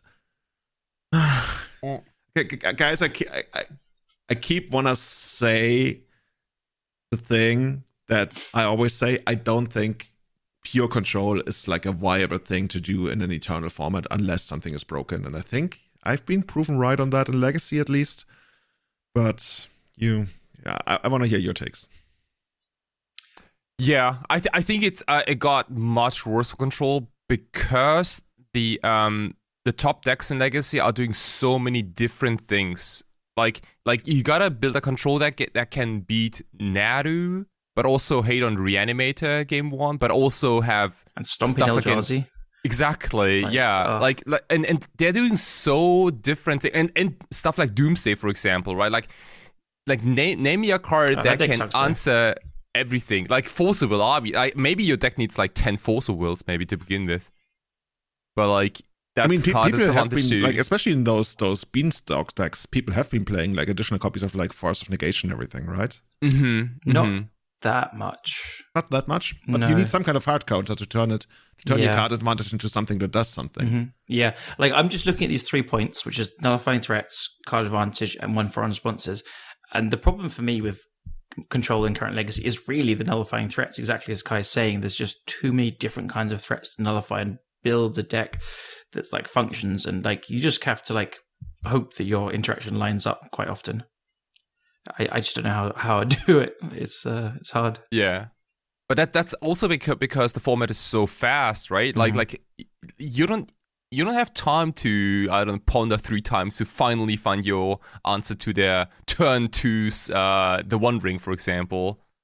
Or it could be like a completely different game where they maybe go like Entomb, Reanimate on turn 2, and you need completely different answers to it, or like a show and tell maybe. It's really tough. I think it's just really tough, and also I think the color requirements too, because like Swords to Plowshares requires white mana immediately. Like you maybe like your deck needs kind of like tri-lands all the time. Because like the answers are so color intensive. The thing is, like, when you look at the Beanstalk decks, they easily played like 4 to 5 colors. I don't think the color thing is a real problem. I think it's more like, I could be wrong, but I don't think, for example, color is really a big concern. It's not a concern of getting them, but Kai's right. They do play Triomes to support these 4 colors, and Triomes is like another turn of not using a mana. So to support it, it does have to play these kind of cards. Yeah, but if we're talking about the early turns, right? And if they do need a certain color early on, I think they, in 90% of games, easily can always get the required color early on of a fetch land. Yeah, I'm really not on board with like color being a constricting thing. When we're talking about like the early game and requiring certain colors, because you really only need like, what do you need? You need blue and white. But it is though. Like, they want blue and white early, and then they want green for a Beanstalk in turn 2. They want red for a Pyroblast quite early in sideboard games. Like, they need green to play Uro on turn 3. Like, the mana is bad. Like, sometimes you need to make a decision of like, do I ponder on turn 1 because that means I need to get an island, and then do I get a Tundra for the swords in my hand, or do I get a trop for the beans in my hand, and then you're pondering for a second land. Like, the colors, it's not free, at least. It's hard. I think it is a slight concern. Full color is 4-color and 3-color, I think, are close enough to each other. Like, you're going to support 3 colors, you probably can just go into 4 colors for not that much more. But the difference between 3 and 4 and 2-color is massive. Like, then you can play basics. By the way, this is the perfect world I want to live in. I always keep saying that, right? Almost like every third or fourth episode. I want 2-color decks to be good and 3-color decks to come at an extra cost. Yeah. I think Control would love to be 2-color because basics are still as good as ever. Like, Blood Moon is a tier 1 strategy, top of the format. Wasteland is as good as ever for sure. And I think Control decks would love to be 2 colors, but the swath of different things you need to answer just dictates that you have to have all these different cards to try and answer all these different things. And 2-color Control is just, I don't know, it's obviously not working because no one's playing it. I think it also, like, it doesn't give you enough of an advantage in a mirror match because there's really not anything, or in the, quote unquote control mirror, in the blue-white X mirror, like not having access to Red Blast is just like such a big deal most of the time. Yeah. And you don't get to punish them for the 3rd color, right? It's not like you play, I don't know, back to basics, and even if you did, it's not that exciting, really, honestly, in that kind of matchup. Yeah, I saw like in comparison to like to Modern, where like there was a time when 4-color Omnath was the deck to beat, especially with Yorion back in the day. But like that, like Modern didn't have any ways to punish these mana bases, right? Like because there's no Wasteland, and Mags of the Moon / Blood Moon was just not very popular in Modern. So like those 4-color control decks could kind of get away with things, I think. But in Legacy, like if you need to answer all these different threats and build like a 3, 4, 5-color deck, like there's always a threat of Wasteland or Ghost Quarter or Rishadenport that can kind of, nuke your mana, and then you have to start digging for more lands, but actually you want to dig for answers rather, and I think it's really tough to keep everything in balance, I think. Okay, to basically summarize what you guys said thus far, because I think there's always the two aspects to what causes problems for control deck. So you guys said there's too many things you need to answer, which is like one axis, but the other axis is also you have to answer that stuff early on, because you could, and we might actually be, I think we actually are in a situation where both of those are true, but technically you could also be in a situation where decks are just too quick. I mean, you better have that 3 mana up and be on the play with your consigned to memory to counter 3 fucking triggers that go on the stack with a sowing Microspawn. Yeah. Like, that's another thing. Yeah, that's what I'm trying to say, right? If only one of those was true, you might be in a situation where you can answer everything, like all your cards are good. It's just they keep coming out too fast, which usually like involves a lot of like free counter magic or free creatures, and I think that's not as much as of it. I mean, it's only, I think, half of it, because I think it's actually like Kai said, both is true. You have to answer stuff very quickly because stuff snowballs quicker than ever. But also you have to answer a lot of different things, right? You might need to answer something coming out of the graveyard in the first game already. You might need to answer lots of like weird artifact stuff happening, ancient tomb stuff and like all that kind of stuff. And you end up having to commit so much early on that you might actually exhaust yourself and not be able to catch up with like your card advantage, because the other deck still keeps going, because a lot of times they create situations where you trade down and then eventually you have to keep up. And I think the hardest thing in Legacy has always been active card advantage. We don't really get to play as much active card advantage. Like your I guess divination is the stupidest thing, but which kind of active card advantage where you just like smash it down and you draw like 2, 3, 4 cards have we actually played in Legacy over the last years? Like accumulated knowledge comes to mind. I mean, predict maybe. Up the Beanstalk, is it? I think it's a very good card advantage engine. It is, but it requires a lot of work. It's still like a thing that you play it and then you're actually behind because you fell down on tempo. It's a sorcery kind of like. I think it does play into how control should play at the moment though, which is lots of counterspell, lots of force wills, trying to find force wills and just lean into that. Oh yeah, for sure. I'm just like trying to say, I don't think we really do that in Legacy all that much, or ever did that, where we literally just have an active card advantage spell that we played, like Fact or Fiction, Gifts and Given, whatever. Just because it's usually the way Wizards creates these cards, it's not worth it. Like Knight's Whisper is the first one that comes to mind. I guess that's the only one where we've always been like, yeah, kinda, people played it in check pile. But if you want to create an actual active card advantage spell in Legacy, it needs to be better than Knight's Whisper, and it's kind of hard to make that happen and not be broken. Yeah, you would much rather play, let's say, like Baleful Strix instead of Knight's Whisper, is what you're trying to say, right? And even that only becomes a card advantage thing once you get to do something with the Baleful Strix, it's still not. It's kind of active for card advantage, but in a lot of matchups it actually isn't.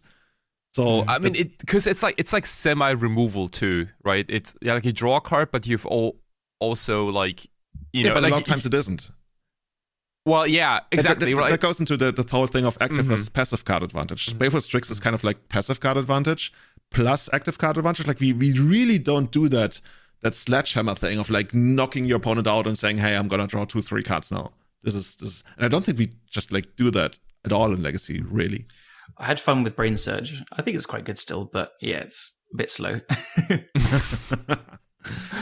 Yeah.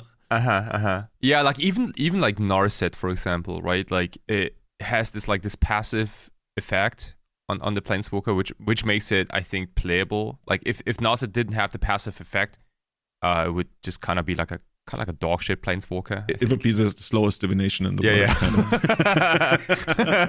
world. There is one card in the format that gives loads of raw card advantage. Okay, hit me up. The One Ring.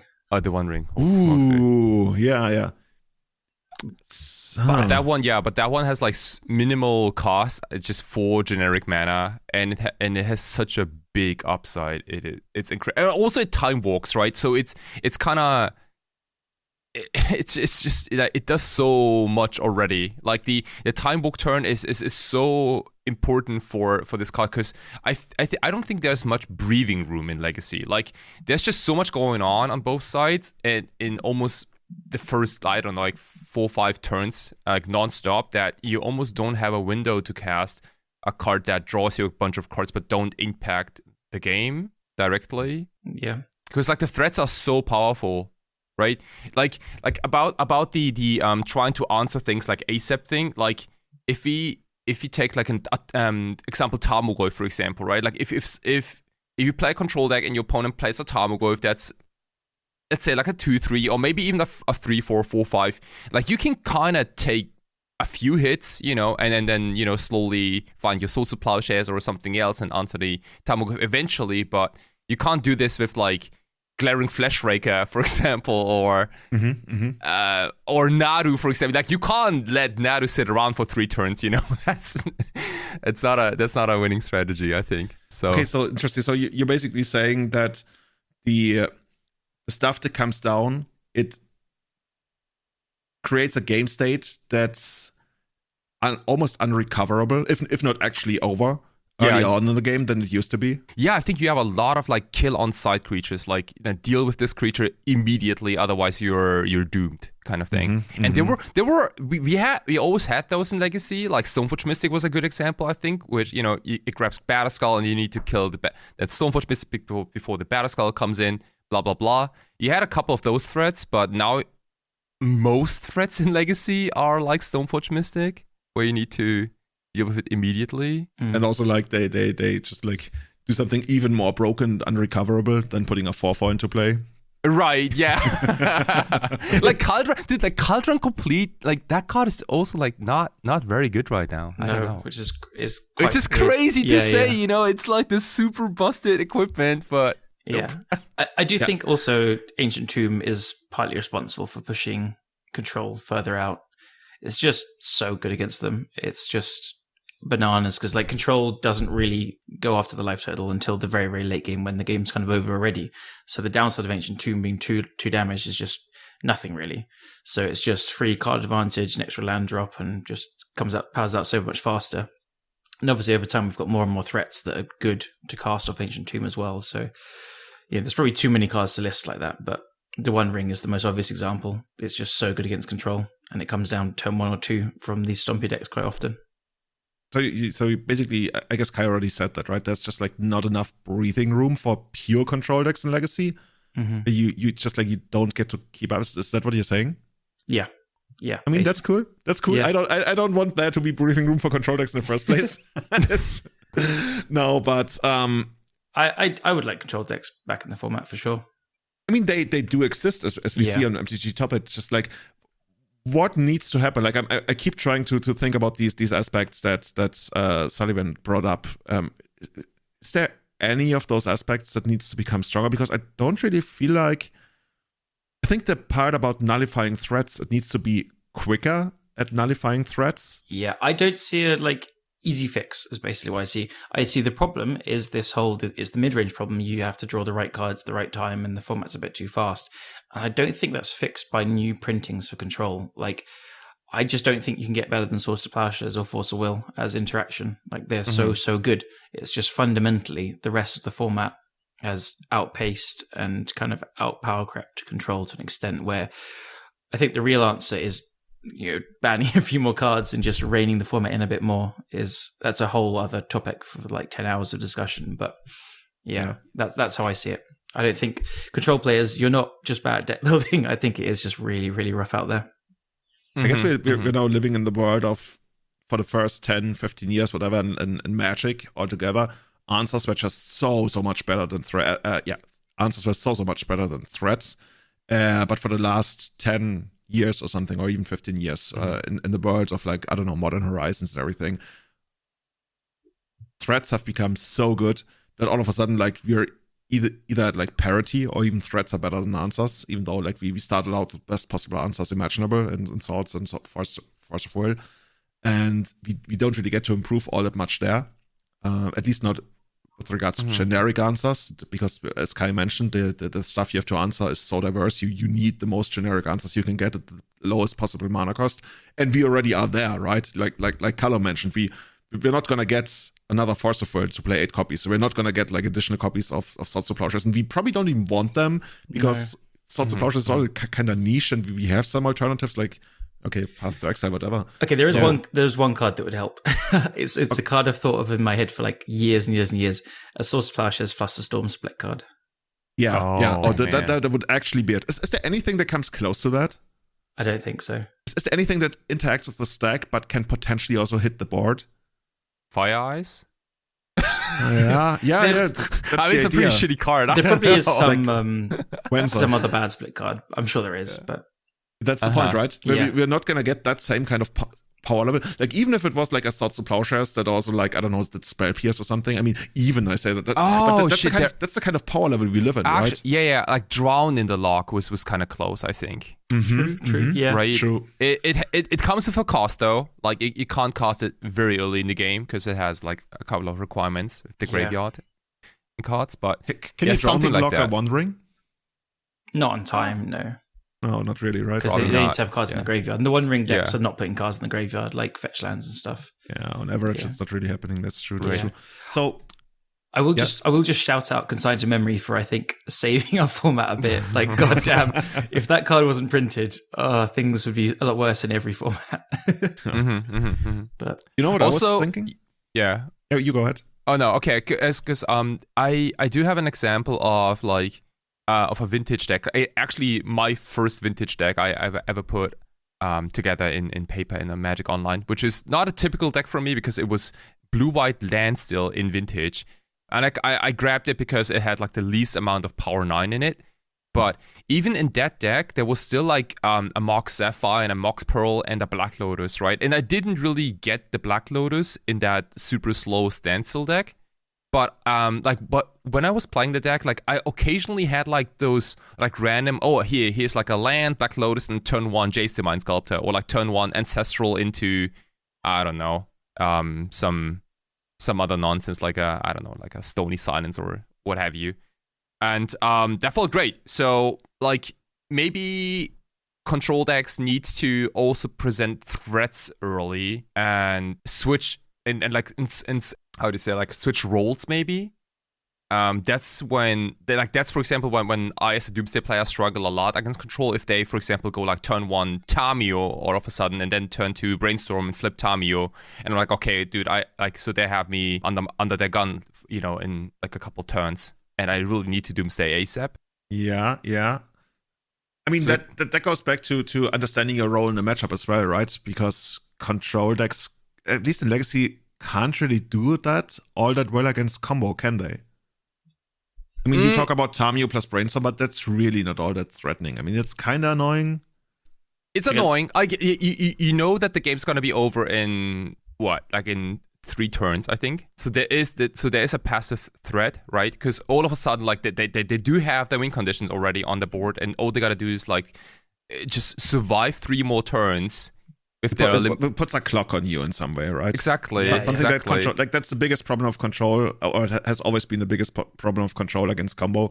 That if they can't put a clock on the combo deck, then usually combo decks are like eventually going to come out of it. Think of it this way: Tamio Ultimate's faster than a Delver kills someone. Really, does it? Yeah, it does. Like a couple of turns, I think. Right. Yeah, that's cool. And like, yeah, and also like to touch on this a little bit. So I put together this like Grixis Delver deck the other day. It felt really cool. And like the more I played the Grixis Delver deck, like the more I shifted the deck towards a Grixis mid-range or / control deck. Like I cut all the Delver of Secrets. I max on Tamios. I cut almost turn Tamio, turn to Night's Whisper. Come on. Yeah, dude. But it goes on with the removal too, because like I cut all but one lightning bolt, and I'm now on like a full playset of Unholy Heats, because Unholy Heat with Delirium kills like Tamio, even if it flips, it kills Barugoyf. All these things, right? Maybe control decks, maybe these days, they're basically just tempo decks that have a little more late game power, maybe. Because the Delver decks do have very efficient answers. Like Daze is still pretty powerful. Force of Will is certainly a good card, but so is Wasteland. Spell Pierce isn't bad. Pyroblast Consigned to Memory. Like the answers are really good, but you also present threats very early. And that's maybe like what you need to do as a control deck right now.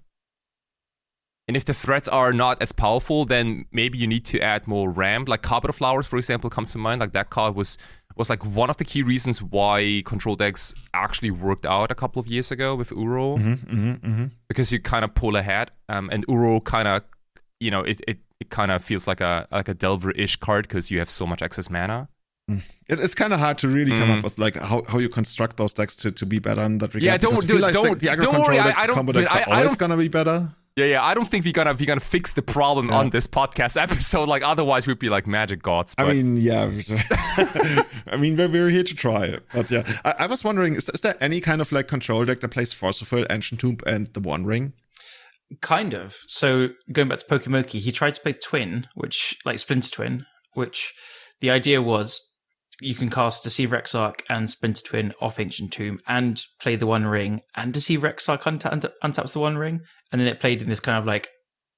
I know it's a loose definition of control because it's a combo control deck, but it did have Lightning Bolts, Force of Wills and stuff, and you'd play your Volks and Dual Lands and stuff as well. So that was one approach, but it just looked really bad against Delver for me, which... is the problem. That's the problem, right? Just like you're always going to be like pretty bad against the aggro control decks. Yeah. If you try to go for these like big mana plays. Yeah, because like Ancient Tomb is insane against combo and control, but it is a very real liability against Delver. Like I hate having an Ancient Tomb hand and they just go like Volk DRC, like fuck, I'm just dead. So it's a very real cost. A lot of control players are quite jaded saying it's not a cost, and it is. It's very real, especially against the stompy decks as well. But I think it's really hard to make work. If there is a shell there, I think the macro level of the idea like of an Ancient Tomb with the One Ring in trying to morph that into a control build could be a way to do it. I don't know. I always like the idea of Emery rebuying rings as well. I don't know, maybe something or like an 8-cast deck, maybe? Yeah, potentially. Like 8-cast, it always had this ability to play this slower control-ish. It's not control. It's the slower role with Thought Monitors and stuff, though. It was a powerful side of the deck. But yeah, hard to define any of this as control, really, because it's not nullifying threats. It's playing the One Ring ahead of the curve. It's quite different. So here's something we haven't touched upon at all. And I feel like that's one of the biggest things why control actually is not good, like proper, pure, hardish control. And that is, I guess control is kind of like the victim of its own success in that we don't really play mid-range decks in Legacy all that much anymore, like proper mid-range decks like the Mavericks or something. I know Dukes on Twitch recently posted a deck that did pretty well, I think in a challenge or something, that was like basically green-white Maverick. But overall, it's like, what do we actually do that's like proper mid-range that doesn't like try to blow you out in the early game, that just like wants to sit there and go over the top of your aggro decks? They don't really exist. Like it's Delver, really. It's like the Delver deck that Kai was just saying. Really? Like I'm looking at the numbers right now. It's like there's Death and Taxes at like 3%, and and then there's really nothing else. Depending on how you classify all of this, like all of this is like heavily tempo focused or combo focused. Yeah, there's the Cradle deck, which I'd say is mid-range. True. Yeah, definitely. Yeah, but even that deck can like, all of a sudden like win with natural order. I think most decks have like an kind of like an I win button somewhere. Yeah, it's true. This is a good point. I didn't consider this at all, actually, Julian. Like the absence of mid-range in the format is, probably part of keeping control down as well, because that is its natural prey in the circle of life. The circle of life, yeah. Like, what incentive do we even have to play mid-range? Like, which decks are we looking to? Like, I never loved playing against Delver with Maverick, for example, but I didn't mind it. I was kind of okay with it. But generally speaking, like, I just keep going back to Maverick because that's just like the quintessential legacy mid-range deck to me. But also like Stoneblade is kind of like a mid-range deck. But all of that stuff, like you get to a power level that's not exactly exciting, and you sacrifice your game against combo in a very heavy way. And combo for the past 2 months has literally been 50% of the metagame, according to MTG Top 8. And also, like, combo being so prevalent, I guess on Eternal Turtles, they mentioned an Eternal Glory episode. Okay, now we're on an Everyday Eternal episode, mentioning an Eternal Turtles episode that talks about an Eternal Glory episode. Like, we go really deep on this stuff. So much eternity. And they mentioned that, I think, Brian Cobalt mentioned that everyone has been playing on the moon for the last weeks or month or something. I guess referring to that's just like there's so much combo, so much heavy stuff going on, and I guess it kind of feels like that. We don't really play much of a grounded game, and we haven't really played much of a grounded game in Legacy for a very long time. What if we unban Deaththreat Shaman? Oh, for the first time in forever, I'm like, yeah, maybe. The card is probably a bit too good, and it would make Grixis Delver really, really, really good, but it would bring a bit of fair and mid-range back into the format, I think.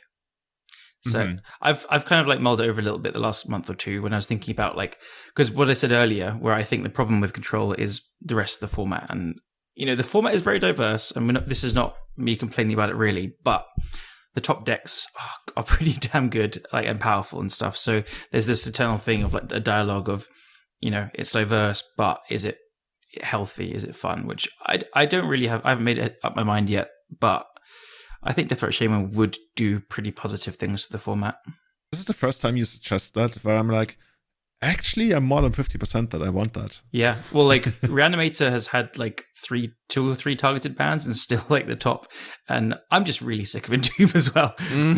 But like, Deaththreat Shaman would obviously help keep that deck down. It can be good against Stompy decks because it can make a color of mana for a removal spell under the Blood Moon if you get it down and play first. Oopsal spells can't play the slower game. It doesn't die to Bowmaster. Hey. It doesn't die to Bowmasters. Making it 1/2 is actually clever. They knew about Bowmasters coming. Yeah, for sure. I just think it would actually be like, just looking at Goldfish now with all the decks in front of me, it looks like it would do a really healthy thing for the format. So I don't know. Maybe they'll try it because they unbanned all that shit in Modern. Like, that'd be awesome.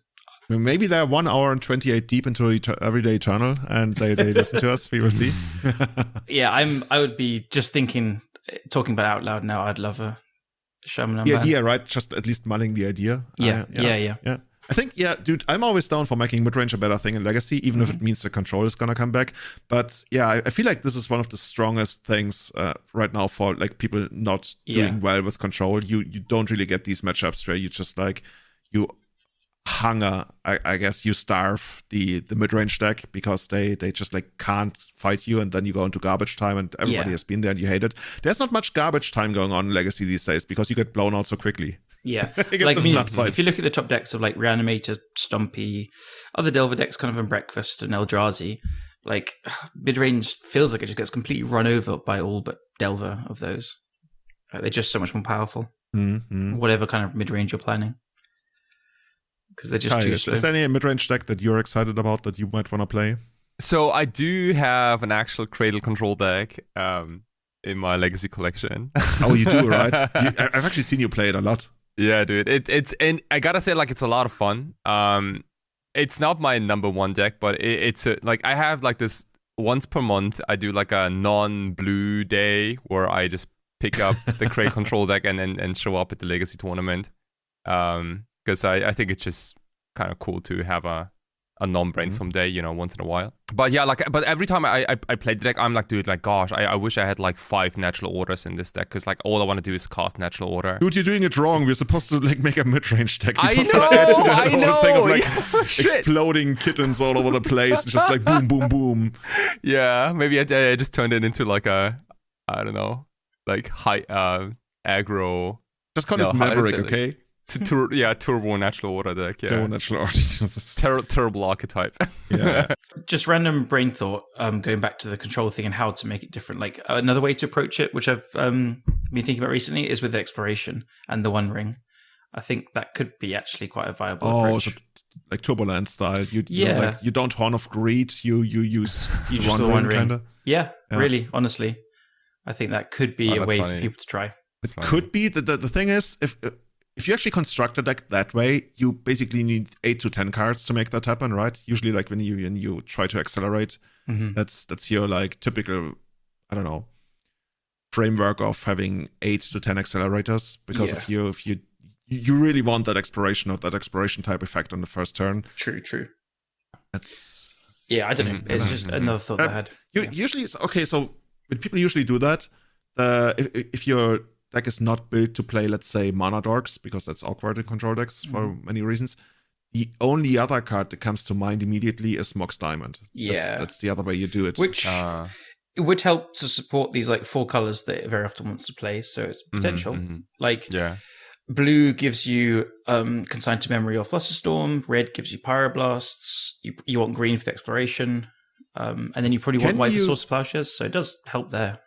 Callum, I want you to brew on that deck. It has Force of Will, it has Exploration, it has Mox Diamond, it has the One Ring. And then anything else is up to you. I'm going to do it because I want a huge Exploration kick, because I've been trying to make Turbo Lands work in pre-modern, and I just love What's your favorite artwork of Exploration? Oh, the Saga one. Saga one, right? Oh, God, yeah. The ship. With the ship is easily top 10 arts for me in Magic the Gathering. It's so, I just love it to bits. So this is why I'm building this pre-modern deck, just because I like Exploration, that art. Like it's a terrible deck, but I'm just trying to make it work.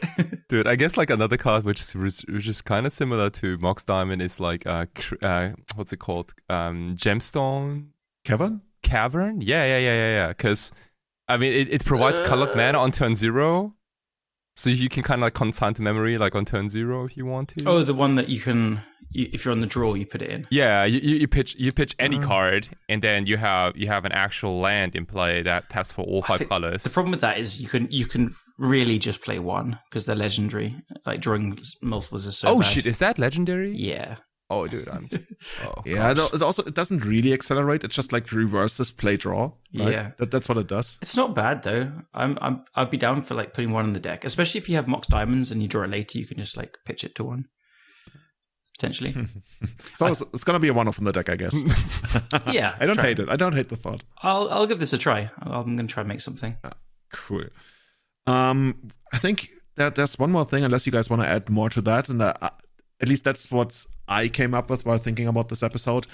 I think it's a lot harder for control decks to properly sideboard. Because traditionally, at least it used to be that way. Let's take a classical control deck of like any kind of landstill variant. They were like screwed in the first game when they're playing against control, right? They had all these white spells. They were just like really, really screwed in the first game, and control often just ran them over. In the second game, they would take that out and they would kind of level the playing field, and that was it. Like the control decks, the combo decks, they would bring in some kind of additional protection, but usually the control deck hugely caught up with the combo deck post-board. And I feel like these days, they do still catch up because they have some almost pretty much dead cards in the main deck, but I don't feel like control decks catch up as much anymore against the combo decks. And a big part of that is that sideboarding for combo decks has become a lot more versatile. I guess Barrowgolf is the best example. I see so many combo decks that literally just have like 4 copies of Barrowgolf in the sideboard and they run you over. I mean, also Voidwalker, that kind of stuff, right? When we've had so many episodes where I came on and I was like, guys, I top 8 the challenge, and then in the top 8 with Painter, I lost to just like people randomly playing Voidwalkers and running me over, and I had all of my cool cards, but I couldn't do anything because I just was run over by Blue-Black Reanimator who cast like 2 Voidwalkers in turn 1 and 2. And I feel like that's discrepancy in the catch-up effect you get post-board compared to how it used to work previously also made it so that control decks relative to the past, are not as strong anymore. What do you think? Yeah, good point. I think like the control needs like a sideboard of 30 cards and not 15 to new companion. You can have a bigger sideboard. Yeah. No, seriously, like it's just so hard to have like specific cards for so many different archetypes because they all need to be efficient. They need to hit hard, and be versatile enough. I think it's pretty hard to like, especially if you want to like, because you want to have like Delver in check, but also Prison in check, Combo in check, Nadu decks in check. I agree. Lands too. Yeah, I agree with this. But then to add to Julian's point is, I think because the format is so diverse with powerful decks, Control is going to lose game ones probably more than it used to on average.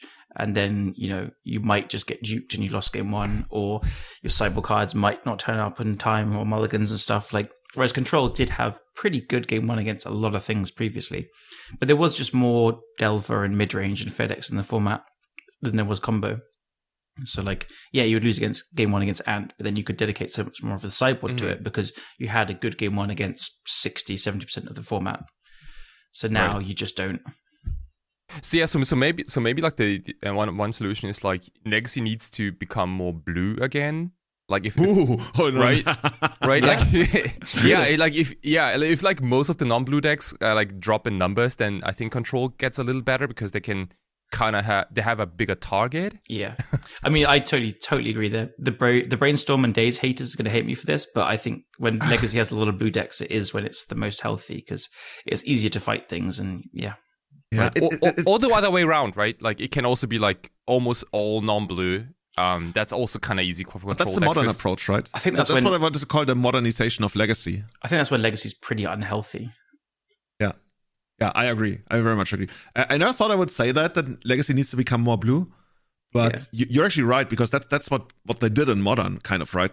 Modern never really had that kind of like quote unquote blue controlled gameplay. It was more like the battleship magic, the battlecruiser magic, and I feel like Legacy is also kind of at that point. And I don't want Legacy to be quote unquote modernized in that way. That we keep doing these things. I agree. Yeah, Force of Will is the good guy keeping the format safe and healthy. Always has been. And it always has been and probably always will. And yeah, we need to tell him he's really good or her. Force of Will, you're great. Stay around. Cool.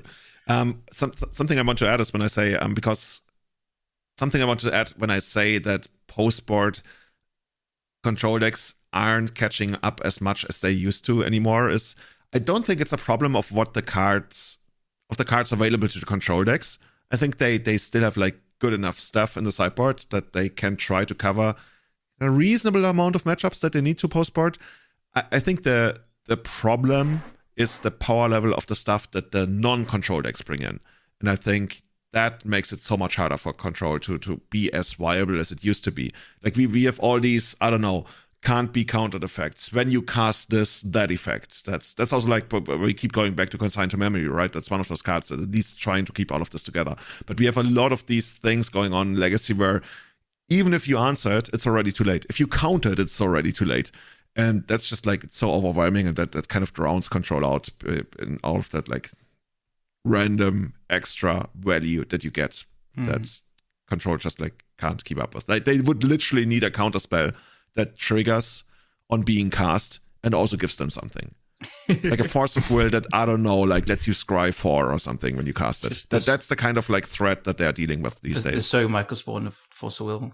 Yeah, exactly that. Exactly that. That would like the problem is like if we keep doing that, we come like Vintage 3.0 or something. You know, we get to a power level that's just like not exactly what people expect out of Legacy when they pick up the format.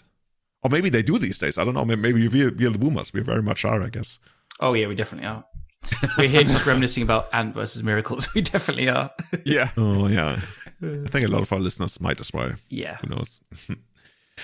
But yeah, this ended up being another 1 hour 40 episode. When we got into this, we were like, hey, let's try to keep it under an hour. Julian has to work tomorrow. A couple of days ago, Julian was like, works out. guys, please, 1 hour episode. But One time. Guys, I actually skipped the gym for this episode today, but also like because my muscles are destroyed. So yeah, it's a good thing. Yeah, this is a good thing. You didn't want to overwork your muscles. Cool. So is there anything else you feel might change in the near future, or is like pure control, right? When you talk about pure control, that's the kind of control that we talk about. Like all these combo control decks, they are a thing, right? Doomsday, etc., what have you. But these pure control decks in Legacy, I don't think they belong there, and I don't think they ever really belonged there. But I know I'm very extreme on that, and I don't really see them coming back unless something drastically changes. And even if we prop up the mid-range more with Deathrite Shaman, I guess that makes them good enough that more people are going to pick them up, but I rarely ever see them being the thing to go to if you really want to win. So, yeah. Yeah, I don't think Control would even be like a top deck if top was unbanned, so... Oh, whoa, okay, no. I don't. For the big statements. That's a really hot take. I really don't. Wait. I don't know. Like, because you feel like Control is just like the advantage you get kicks in too late. Top is really slow. Like, it's just... I just don't think it's even that good in current Legacy. Oh. You know what you do? You should just play old top miracles against some of the top decks right now. I guess it would actually not be that good against Eldrazi aggro. No, it would have game against Eldrazi because Terminus is pretty decent against them, but I don't think it would be Eldrazi. It would still probably be really tough against Oops and stuff. Delver would be good against because Control is already probably quite good against Delver. Red Stompy can... Is it really though? Yeah, but then it would get better with the top, I think. But Reanimator would probably beat it. I think Painter would beat it. I think Breakfast would beat it. Like Doomsday would still beat it. Sneak and Show would probably still beat it. I think it would be a decent deck in the format, but if you just put top back, I don't think it would be that impressive at all. I think top's kind of just been made a good card. This is like the moment where you're trying to spread that propaganda message and you're trying to get Kai and me to kind of agree with you. Like, yeah, actually, he sounds like he has a point. And then like hashtag 2 years from now, you're like... Hashtag unbanned Yeah. I absolutely hand on heart think that those two cards could be unbanned and they would be fine, good for the format. I just decided you're an agent of evil and we know how you speak again.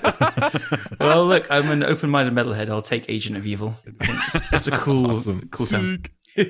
Awesome. Cool. So, guys, I guess that's gonna be it for us today. What are you up to for the next days? I'm about to go and play some games of Roto. Do you know what Roto is? Absolutely no idea. It's the biggest cause of procrastination in Magic players ever. So basically, wait. Okay.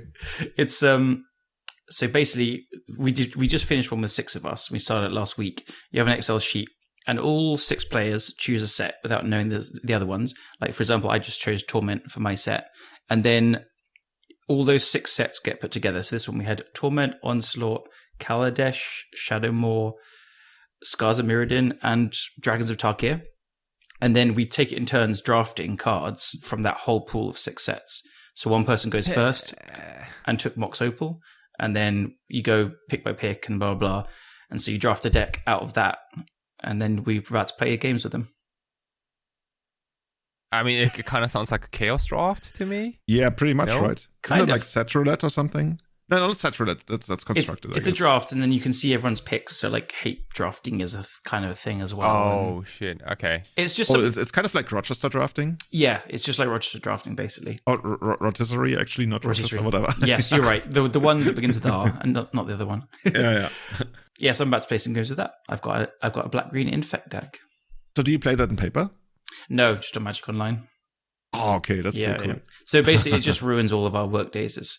This will be the 3rd one we've done the last few weeks, and like, my work has gone so downhill. It's terrible. And you're working from home? Yeah. It's the problem. That's why you moved to Newcastle, right? Yeah, so I can roto. Yeah. Cool. Loving it. What about you guys? I'm prepping for a Team Unified Legacy event in Berlin. Oh yeah, cool. So on March 1st, we do a Team Unified. Like we talked about this like on I think like 2 or 3 episodes back, and we already have like I think around 7 or 8 teams of 3 players, and I have my team already, and like we have this dude. Like our chat is exploding because it's just so insanely fun to kind of talk about like our our 75s and like, you know, what to play, what not to play, like who plays the mind break traps, you know, who plays the fairy macabres or surgicals, and yeah, like the non-blue decks are pretty much set. Like I'm on Cradle Control. And then my teammate is on Goblins as the Ancient Tomb player, and then we and then the blue player. That's the problem, because like I'm kind of sorry for Tim, because he's our blue player, and like we have like changed the blue deck so many times already, and we started with like a Rest in Peace Energy Field, blue white, actually a blue white X control deck, but with Karn, the Great Creator, in the main deck, which can grab Helm of Obedience, which ended up being a little too trashy. So like now we are at like a Jeskai control, like a what's it called? Grixis Delver-ish deck. Can I just say very quickly, like this is the eternal thing of like Rip Energy Helm. Everyone's like, oh my god, it feels really good in the match at the moment. And it's just always terrible every single time. Every time. Even when the whole format is just like graveyard combo decks, like, oh, I'm gonna play 4 main deck Rips. Yeah, dude. It just sucks every time. All. Look. You know, so at a Team Unified event, like there's gonna be like one player who plays like Reanimator or Oops All Spells or like some graveyard decks. He'll dodge you. It's just how it works.